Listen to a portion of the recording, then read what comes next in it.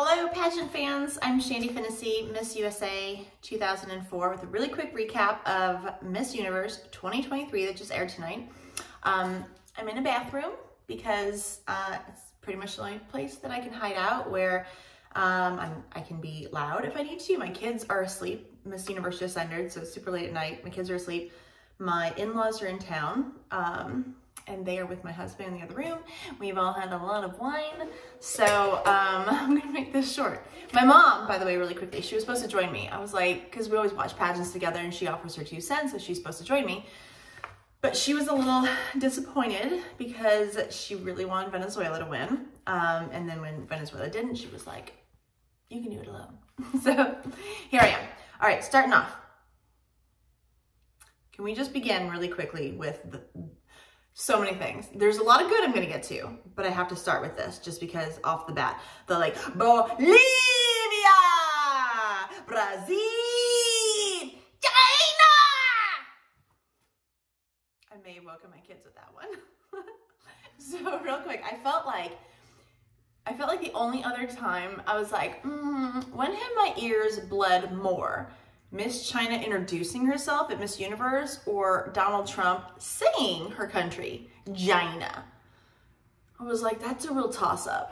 Can we just not have them do their own introductions? Can we just have them walk out and pose beautifully while someone says, Miss China, Miss Bolivia? So that was a problem. And my husband kept coming in the room and he was like, what's happening right now? I was like, yeah, I know, they're just saying their countries.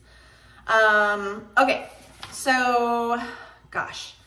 I guess, you know what, let me just go ahead and skip forward to the stuff I loved, and then I'm going to do a recap of the whole pageant. So, where should I start? Let me actually begin with Chesley Christ. Former Miss USA, took her own life a few years ago. Didn't really get a tribute before at Miss USA. I feel like they didn't give her the respect that she deserved, and then really just sat in this moment and gave her the time she needed tonight. Showed beautiful pictures of her, told her like beautiful tribute story, brought her mom out, let her mom speak. It was what she deserved, and I was just really, really happy that we had the time to do that. Also, I have to say, I love that we gave Miss Queen Anne a moment, the new owner of the Miss Universe organization, to come out and talk. So for a while, like, she was going on for a hot minute, and I was like, okay, like, you're definitely taking your 15 minutes right here. But I'm like, the girl spent $20 million on this pageant. Like, give her a mic and let her talk. Like if I pay $20 million on something, you better let me have my time. But now, so she talked about, I do have to say this, and this is incredibly controversial, and I don't mean it to be about this, but she did talk about how she wants women, it was all about women empowerment, the pageant, and it was really beautiful how she was talking about where she wants to take this in the future. And she mentioned that she wants women to never be objectified again, and she was very adamant about this. My thoughts were, if that's the case, can you please do something against the accusations of sexual harassment within the Miss USA organization over the last couple of years? Because I feel like this is all being brushed under the rug. Nobody's really addressing it. There's no investigations that we know of that are happening. So if you really want to empower women and to not have them be objectified, I just want a flashlight shined on that topic. But then did anyone else feel like at the end of it, it felt a little Hunger Games-ish. And I was like, I feel like she needs to be like, may the odds be ever in your favor to like all the contestants. Is that just me? I don't know. Okay. Oh, and then the other thing, I really, really loved that they took time to bring out former Miss USAs, former Miss Universes. They brought out Miss Universe 1978, the year I was born. They brought out former Miss USAs, Gretchen and Carol, to talk. I love that. Like, let's give the past legacy. Let's give them a moment to like talk and be seen. And I love that a lot. A lot of class there. Okay, going back to the beginning. So I did like, there was no opening dance. I kind of like that, because otherwise I feel like it gets really like cheesy when they're like doing their like, you know, their typical like dance moves. It's a little like, oh, and then you get the girls who can't dance and they're in the back. So I kind of like that it was just the intros, but I don't like them saying their own countries for obvious reasons. And I know people are like, oh, well, the audience is really loud. That's what a microphone's for. Like, it picks you up. You just have to like speak naturally into it. I also didn't like that because it was on Roku, something happened and they didn't start at the beginning. So a few of the countries didn't even get their introduction. It started somewhere in the B's.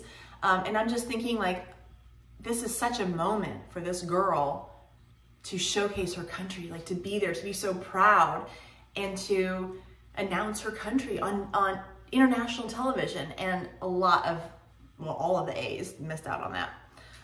So that was a little sad. And then they also messed up the judges' introductions, because I was like, what? That is not, Like I think they were late. They would show a girl, but introduce, like give the bio of someone else before that, if that makes sense. So something like that is a very amateur mistake. It shouldn't happen at this level.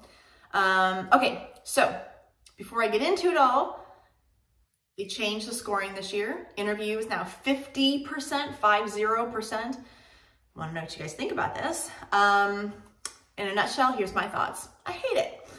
Why do I hate it? I hate it because a lot of reasons. Number one, anyone we meet, so I've judged a lot, so I can speak from a judge's standpoint, but just in life, if you're talking to someone, we tend to like them more when there's like a natural flow to the conversation. It's just going, there's, as opposed to an interview, like question, answer, it feels like a conversation because you're just sort of talking. There's a good flow going. You can get that with someone who speaks your language. If someone can't speak your language and you ask a question, then you have to, everyone look at the interpreter for them to translate it.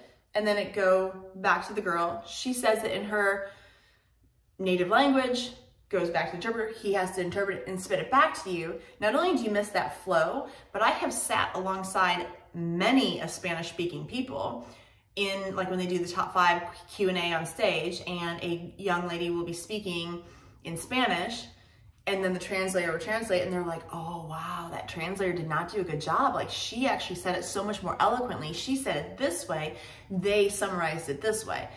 So the fact that interview counts for 50%, that worries me since there's so many different languages happening. Also, you only have 4 minutes with 2 panels. So 8 minutes total, but any judge only sees you for 4 minutes. That's not really enough, I feel, to give you 50% of the score. So I had a problem with that. They did have an all-women panel, which I normally hate, because I'm like, if this woman's gonna be a spokesperson now and appeal to the masses, she needs to appeal to many different people, men, women, old, young, different nationalities. I want a diverse panel. However, because Anne later spoke about really empowering women, this is women, women, women, I was like, okay, I get it. Like, we're definitely gonna push the women envelope. It was a little much. I felt like halfway through, I was like, okay, I get it. But I also understand. Okay, so they called out the top 16. They left out a lot. I don't know why they couldn't do a top 20. Like, why not? Do a top 20. Because they left out Vietnam, Philippines, Italy, Thailand, Bahrain. Bahrain, is that how you pronounce it? So they left out a lot of, you know, favorites. But of the girls that they called out in the top 16, like Puerto Rico, gorgeous. Australia had an incredible walk. Dominican Republic, she was so tall. She just stood out. She was beautiful. Peru was very pretty. Curacao, I mean, God, that face. India was beautiful. Venezuela was stunning. USA was stunning. Colombia was stunning. So there were a lot of great girls, but they did leave out some faves. So they go into swimsuit. Now, let me first talk, swimsuit started with capes. They have their own capes, these long bed sheets, if you may, with holes cut out for their arms. So I didn't like them. And here's why I didn't like them. A few reasons. One, some of them had like artists from their country design it. So it was like elaborate with colors and design and a message that was like, that was brilliant. Oh, wow. And then some of them came out with a bed sheet and just something simple on it. So I was like, oh, I don't know. And then also, because they have to spend a part of their swimsuit walk like this, showcasing their cape, then I don't really spend that much time looking at their body because they're now covered up in this bed sheet. So no, I didn't really care for that. And then they were all in some variation of a one piece.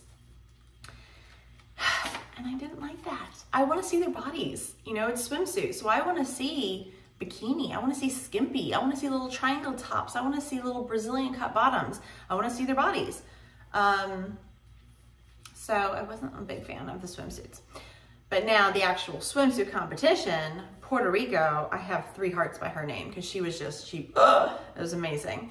Australia, like I said, great walk. Dominican Republic had a great body, an amazing walk. Canada lost me there with all that stuff that was happening with her sheet. She was just, it was like she was having a nightmare or a hot flash in bed, and was just, sheets were just going. It was a little much. And some people get a little like Zorro on me, you know, and I just taught a walking workshop the other day, and I was telling them like, look, if you have like a sarong, just make it work with you. I don't want to see this like Zorro stuff with the sarong that girls do. No, because the goal is in swimsuit, I want to look at your body, but I also want to be here. A very old pageant coach that I worked with eons ago, Don Baker, he always said swimsuits won from the neck up. And it took me so long to truly understand that. It took me actually, I think, to the point of judging pageants to understand that. Because what it means is that up here, like I'm drawn into here. This is what I'm looking at. And I'm just captivated, which some of these girls captivated me here, especially Curacao. I could not stop looking at her face. Stunning. Peru, by the way, also did a fantastic job in swimsuit. And Colombia was gorgeous. And I loved her simplicity of her cape. Left it white and just put hashtag, I think it was SOS water, which was kind of what her whole platform was about. So there was that. Then they move on to gown. I did love that all the girls get to meet in gown. Puerto Rico, again, stunning. Dominican Republic was gorgeous. South Africa had pockets, people. I don't think I've ever seen a girl, I don't even think on the national level or international, have pockets, and she used them. She was like, she stuck her hand in her pocket and was like, that's a pocket, bitches. Look at that. I might have stuff stuck in there. I don't know. Maybe I do. Maybe I don't. Like, it was impressive. I was like, that's a pocket. Did anyone else notice that? I notice weird things. Canada. Oh, Canada. I kind of like those feathers, people. Did anyone else like that? She came out and my mom was like, oh, that reminds me of your emus. I was like, I see that. Yeah, I could see that. But it was just really pretty. And then especially because the stage was so small, they couldn't, I think, all stand in a line. So they had to kind of stand in a V when they did like the final look. And Canada was right in the front center, like this. And this like capey thing with all these emu feathers were like that. And she like glowed. I was like, oh, like I was a little shocked that you were in the top 16, but this is kind of working for you. Peru, I put wow. When she came out that like red lip, the only thing I didn't like, did you guys notice that this moved differently than this? Her dress, I think it was so corseted here that this just sat here. So as she did the slinky walk, the corset did its own movement. And I was like, oh, okay. But Curacao had a similar dress, similar up here, that was actually to her body. So as she walked, it moved with her body. And when she came out, my husband goes, oh, I think she's the winner. And he almost always gets it right. So I was like, oh my gosh, she might win. But she was, I wrote down perfection. Like she was perfection in gown. So beautiful. But then Venezuela came out and I was like, oh, well, hello. That dress, it was, I don't even know how to describe it. It was just beautiful. She was so graceful and elegant in her face. Oh, Lord have mercy, her face was gorgeous. I wrote gorgeous with 3 exclamation points. USA had a really pretty dress. It was very unique. It was very edgy. I loved the little spikes on her shoulders. And then Columbia was very pretty as well. So then we moved into the top, don't leave any pages, top 5.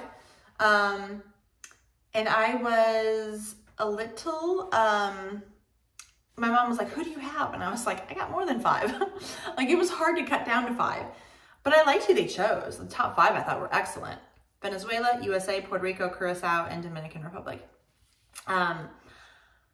So of these, I mean, by this point, we'd all fallen in love with Venezuela.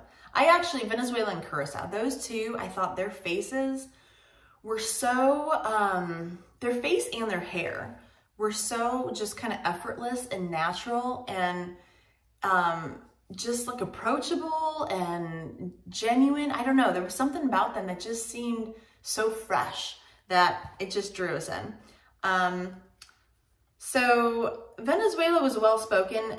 I was a little, because that's a hard question. So she was asked, what's something that like you have shame over or something, but now that shame has fueled you? That's really hard. And she talked about like fashion, like it didn't quite make sense, but she was so pretty and so well-spoken. And most pageants that I judge, they say don't don't score the top 5, to take into account everything that you've already seen, take into account, you know, the interview from 2 days ago and swimsuit from earlier that night, and even like take into account everything. And can she make a good title holder based on that?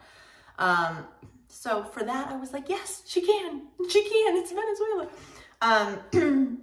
USA did a great job with her answer. Puerto Rico was a little like generic with her answer. I didn't think she stood out as much.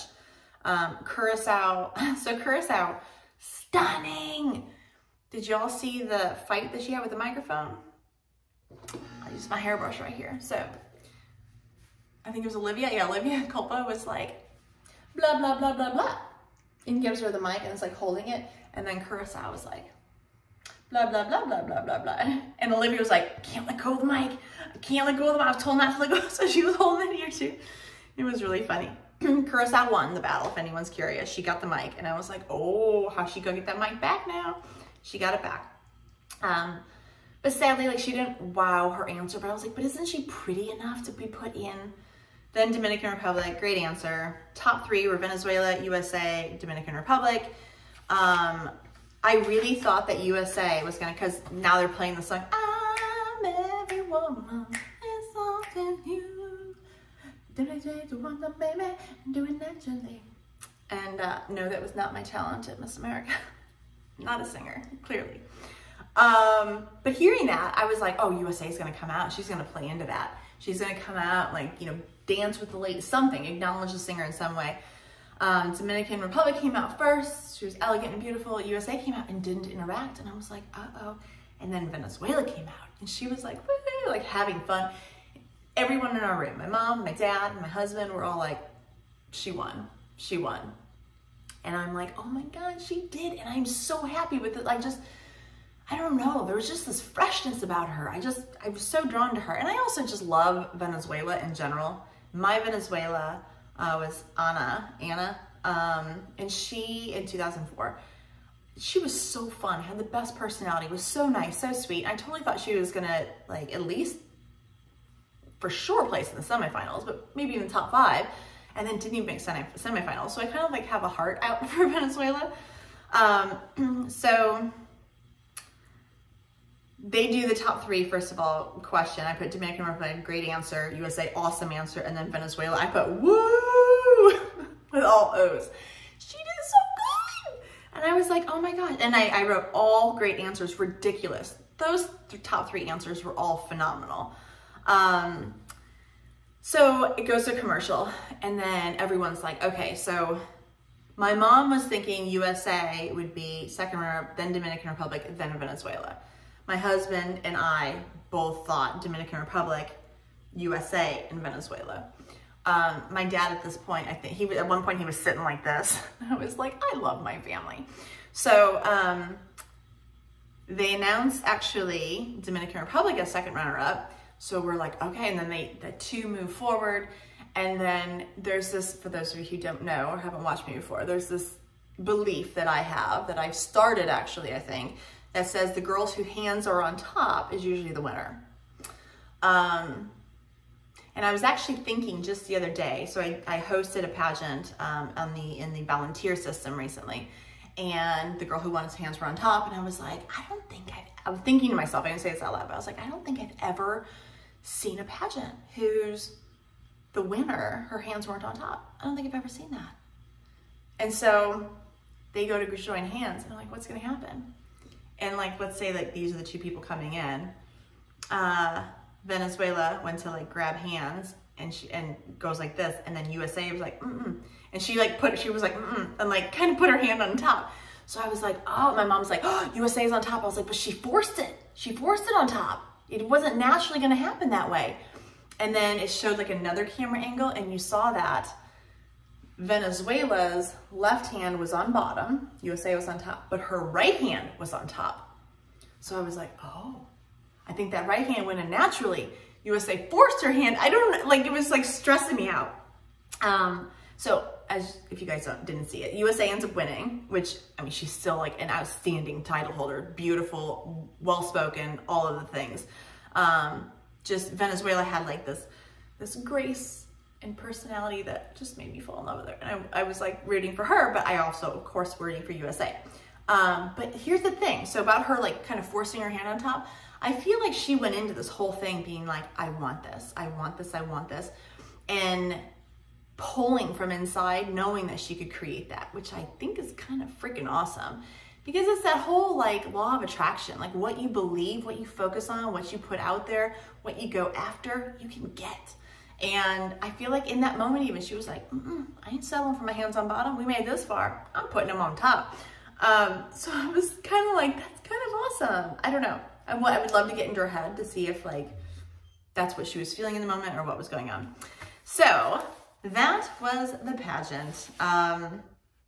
It was really great. I think that Anne is going to do a phenomenal job as the new president. I think at first she was so different that she scared a lot of people, including me. But then seeing her interact and her personality coming through, now hearing how she wants to direct this ship going into the future, I just think that it's she's going to do really wonderful things, and I'm really excited for her, and I'm excited for the Miss Universe organization. But I do have to say, so we started talking in the end about interview being 50%, and my husband was like, this is really great, like this is where the future needs to go, and you know, to keep it relevant. And I was like, but what's wrong with it being a beauty pageant? What's wrong with that? And he was like, well, like nobody's watching now, you know, it's not relevant anymore. And I was like, but I don't think it's relevant because he was like, I used to watch, you know, 8-10 years ago, whatever, I would watch a pageant. And I was like, but the difference is that, you know, a decade ago, you're surfing to look for something to watch on TV, and then you're like, oh, hey, a pageant, let me just see what's going on. You click on it, and if it keeps your interest, you stay on it. Nowadays, people go onto an app, Netflix, YouTube, Hulu, whatever it is. They go on to something to watch a particular show. They're not just like surfing around. I guarantee 99% of my friends didn't even know Miss Universe was on tonight. So I think that's the difference. I don't think it's that it's not relevant. I think it's that the whole viewership, the way that we're watching things now has changed so much. So I think that's why. But I'm like, what's wrong with it just being a beauty pageant? But then I proposed this idea, and tell me what you guys think about this.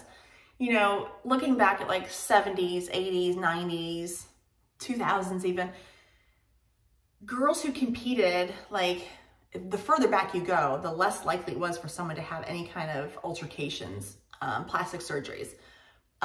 They were who they were. They might have their hair colored or highlighted or curled. They might have makeup on. They might have their boobs taped together for cleavage, but they're not getting liposuction implants, like all these things done to themselves. So back then it was really a pageant where you're like, wow, your DNA is amazing. Like, wow, like look what your parents made. This is amazing. Whereas nowadays there's so much modification that can happen that it's maybe not as impressive. I'm just asking. Maybe it's not as impressive to see someone because are they, you know, is it that shocking? Like, wow, you're so beautiful. When it's like, well, because even like, you know, you see someone beautiful nowadays or in magazines or a celebrity, and I feel like people are always coming out of the woodwork being like, well, that's not her original nose. Well, that's not, and they're just always trying to find ways that she wasn't born this way. So I wonder if there's something there about it, that it was more relevant back when altercations weren't made, because then we're truly looking at the cards that you were dealt in life. I know I went off on some weird tangent. Thank you for sticking with me. That probably made no sense, but we've had a lot of wine tonight. We enjoyed the pageant. We love Queen Anne, I shall call her. I do feel like she is the lady from Hunger Games. I do want her to come out and just, may the odds be ever in your favor before it starts. I would love that. If you can do that, Anne, I'd appreciate it. Thank you very much. Right now, I'll just go ahead and thank you. And that's all. So let me know what your thoughts are as well. That's it. I got nothing else for you. Love you guys, though. Now it's time to finish my wine and go to bed because it's late. So bye, guys. Thank you.